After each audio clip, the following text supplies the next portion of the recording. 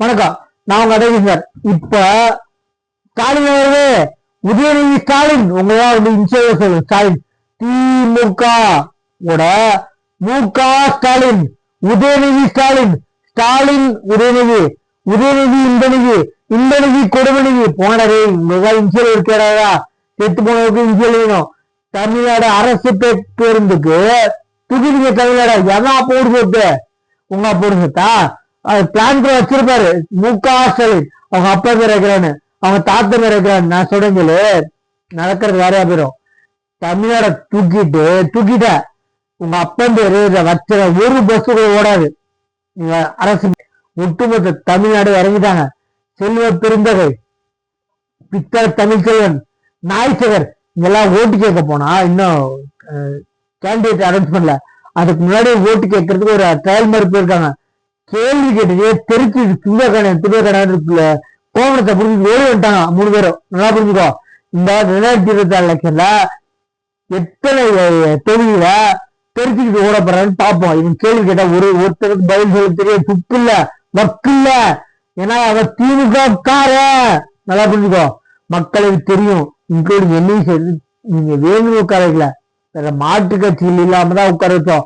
2 கட்சி அறிவு கட்டுங்களா உடனே பேர் புரிஞ்சுக்காதீங்க. உங்களை வேணும்னா உட்கார வச்சாங்கன்னா ஊட்டுவோம். உதயநிதி ஸ்டாலின் எங்களுக்கு மக்கள் தெரியும், புரிதல் தெரியுமா எங்களுக்கு? நீங்க வேணும்னு உட்கார வைக்கல, வேற மாற்று கட்சியில் இல்லாம தான் உட்கார வச்சோம். இந்த ஆடி மாற்று கட்சியில் இருக்கு. தெளிவா புரிஞ்சுக்கோ. எத்தனை இடத்துல டெபாசிட் போகுதுன்னு பாரு. சகாப்தம் முடிச்சு எத்தனை இடத்துல டெபாசிட் இழப்புன்னு பாருங்க. சகாப்தம் திமுக சகாப்தம் முடிச்சு 2021. சரிங்களா? நீங்க அப்படி வேணாலும் யார் வேணாலும் நிப்பாட்டிக்கோ, தடுத்து நிறுத்துக்கோ, என்ன தடுத்து நிற்கோ. மக்களுக்கு தெரிஞ்சு போச்சு நீ பண்ற ஆட்டவாசலாம். சிறுபான்மையிற்கு நீ என்ன நாடகம் பண்ற தெரிஞ்சு போச்சு. இத குடும்பமா பண்ணிருக்கிறோம், அதுவும் தெரிஞ்சு போச்சு. நாடகோஷ்டி மட்டும்தான் நீங்க அப்படின்னு என்ன. நம்ம சேனலை சப்ஸ்கிரைப் பண்ண போற. இதுல இந்த வீடியோட இன்னொரு வீடியோ சேர்த்து போற ஃபுல்லா பாருங்க. நம்ம சேனல் சப்ஸ்கிரைப் பண்ண போறோம். அஸ்ஸலாமு அலைக்கும்.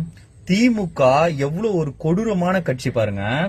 கிட்டத்தட்ட அந்த சூரஜ் பையன் ஒரு 50 வெட்டாவது வாங்கியிருப்பான். மூஞ்சில ஒரு 20 வெட்டு, உடம்பு ஃபுல்லா ஒரு 50 வெட்டு வாங்கி குத்துயிரும் கொலையுருமா படுகாயத்தோட ஹாஸ்பிட்டல்ல போய் படுத்தவன அடுத்த நாளே டிஸ்சார்ஜ் பண்ணி அவனை ஊருக்கு பேக்கப் பண்ணிருக்காங்க. ஏன் தெரியுமா? இவன் இங்க இருந்தா நமக்கு ஆபத்து, இவன் இருந்தா நம்மளுக்கு கெட்ட பேரு, நாளைக்கு இந்த ஊடகங்கள்லாம் வந்து பேட்டி எடுக்கும், அப்புறம் இது வந்து எலெக்ஷன்ல பாதிக்கும்ன்றதுக்காக கிட்டத்தட்ட 50 தையல் போட்டவன கொஞ்சம் கூட மனசாட்சியே இல்லாம அவனை டிராவல் பண்றீங்களே. டிராவல் பண்ணும்போது தையல் கீழ் பிரிஞ்சு அவனுக்கு இருக்காத ஆச்சுன்னா கொஞ்சமாவது அவன் உயிர் மேல அக்கறை இருக்கா?